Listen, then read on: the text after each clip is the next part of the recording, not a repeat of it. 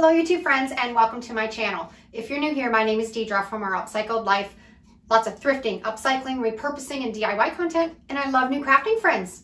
So make sure you like, subscribe, and hit the bell for notification so you don't miss any great DIY content. I put a post on my community tab asking everyone if they wanted to see a roundup video of everything that I've been making the last little bit, and the astounding results were, you bet we do. So that's what today's video is. I've put together a bunch of stuff that I've made the last little bit, and I'm going to show you, and maybe something will inspire you. If you see something you like, I'll put a link down in the description because I have full tutorials for all of these projects. You can go back after watching this video and check it out and make something for yourself.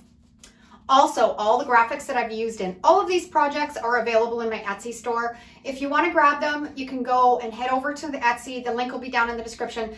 Make sure you use the code SAVE50 because you can get 50% off all of my graphics in my Etsy store. Okay, let's get started. I love saving tin cans to upcycle, and here's a couple that I did in a video where I did a whole bunch of upcycles of tin cans, and these are my favorite. This is actually 2 to tin cans, and I did some decoupage, some spray painting. I used up some old spindles that I had, and this is just adorable. You can set this on a little dresser or in your kitchen just to hold little bits and pieces of stuff, put some greenery in it. It's fantastic. I love this little tin can. Really rustic. I just painted it with some chalk paint and then distressed it a little bit and added my vintage market graphic, put a faux plant in it, and it's perfect decor for a farmhouse. And this might be my favorite. I didn't paint it at all, and I just added some graphics with my Cricut, just some permanent vinyl, added a little swirl of wire to the top. You can fill this with bits and pieces and junk or a faux plant, and I think it's adorable.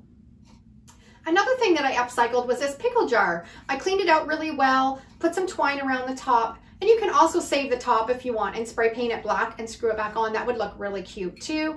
And I put on a graphic from my Cricut that says Farmhouse Blessings. When you want to keep a glass jar, just plain glass, this Cricut is fantastic for that because I can't get my Mod Podge reverse graphic transfer method to work on just plain glass. It's really tricky. So if you want to put graphics, this is kind of the only option that you have, unless any of you have gotten success with anything else, and I would love to know. So let me know down in the comments if you've ever been able to put graphics on just plain glass without a Cricut. But this is really adorable. Fill it up with anything and it looks cute set on a shelf. I love personalized candles. I did this at Christmas time. Snowflakes are kisses from heaven, and this is just a napkin that you can apply to candles. It's a really easy process. Like I said before, I'll have a link to a full tutorial on how to do this. I also did it with a photo of my brother and his family, and it turned out so cute. But this is a really easy DIY. I love making them. Buy your pillar candles at the dollar store. Takes 10 minutes to put together. This is probably one of my favorite decoupage projects that I've ever done. It was really intricate because it has so many different panels on it, and I love this napkin and I think it's adorable. I have a full tutorial on how I did this too. It's a little bit more advanced of a tutorial. If you're just starting out to decoupaging, it might be a little bit intimidating, but have a watch and you can probably pick up some really good tips and tricks, but I love it. I did a full tutorial on a whole bunch of tiered trays and tiered baskets that I did just with stuff that I had in my shed that had been piling up, and I turned them into great little pieces that you can display around your home. This was just 2 baskets, and I had some spindle that I put in the middle, glued it all together, and I love it. So if you want to get inspired with all the different ones that I did, you can check out that video. I think I did 13 of them, and they're all fantastic. Great ideas to get you inspired. I love my vintage junk graphics, probably one of my favorites. This is a technique that I did with mailing sheet labels and transferred the graphic onto a canvas. This one's really cute, and I just had a piece of an old wooden door or wooden panel that I had that I put it all together. Really rustic, really neat, and works fantastic for transferring. If you don't want to do any rubbing off of the paper, this is the technique to try. scrap piece of wood that I got out of the dump, and I turned it into a really great sign to put at your front door. Welcome to our home. This also is available, this graphic's available in my Etsy store, and I also have a tutorial on how you can make your graphics bigger to do bigger projects like this, and it's really easy to do. So I'll put that link down there. And this is actually a Christmas present for my sister-in-law that I haven't seen yet because we couldn't travel at Christmas, so don't tell her.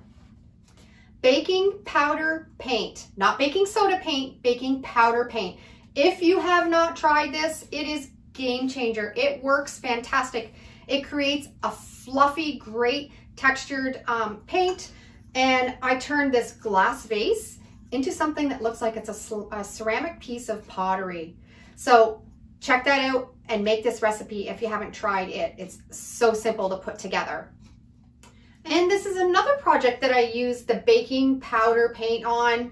Really fluffy. This one really fluffy. And I had quite a conversation when I put this together, and I put it in a thrifting, I think it was six thrifting makeovers that I did. I wasn't quite sure what this was when I picked it up at the thrift store.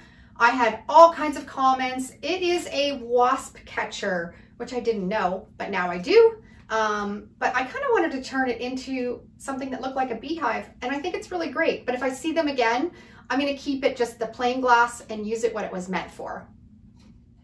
Teapots. You can never have enough tea or coffee pots. I love picking up these vintage ones. I think they're aluminum, but I don't like to paint them. I like to keep them in the aluminum color. So once again, I can't find a graphic that I can get to transfer properly on just plain metal very well. So I always break out my Cricut and put graphics on them with that. But I think these are really adorable. You can keep the lid on and display them like that, or you can fill them full of some full flowers or fresh flowers, and they look adorable.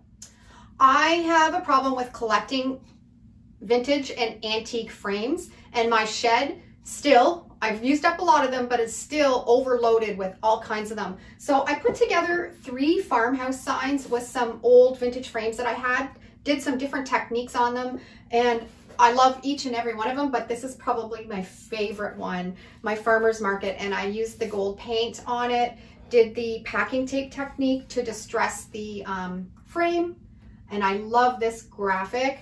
Another one that I made was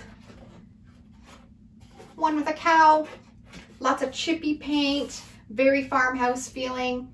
Used up another frame. And what I did, none of these had any glass in them, so I had some really thin wood and like an MDF kind of board, and I cut them out to size and put them in the frame, and then put my Mod Podge reverse graphic transfer method to do these graphics. Really easy. I have a full tutorial on these and how I made them if you want to check that out. And this one is gorgeous too. And this one I used a technique to age my wood with some cinnamon, and that works fantastic if you've never tried that out. So love this one too. And all these graphics again are in my Etsy store if you want to grab them. Make sure you use the code SAVE50.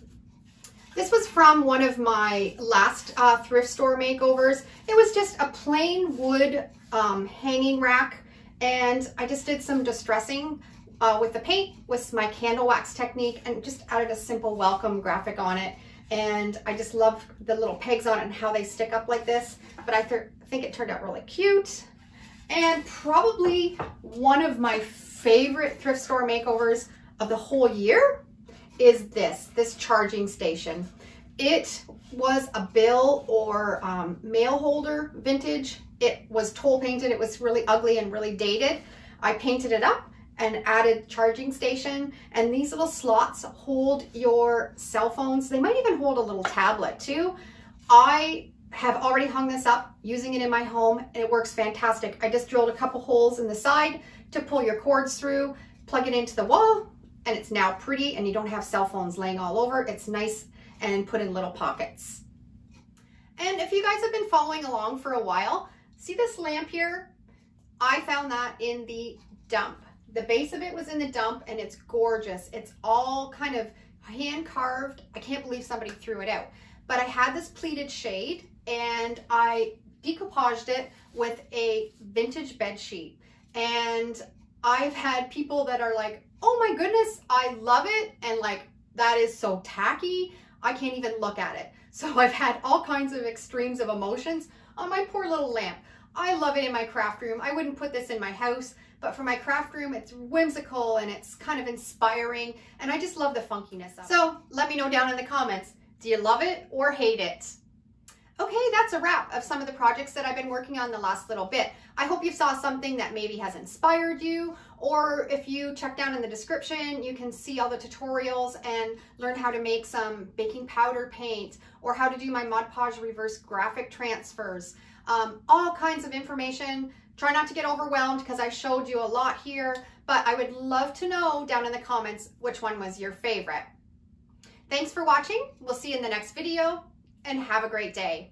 Oh, and if you love this video, you'll probably really love this one. Take care, guys.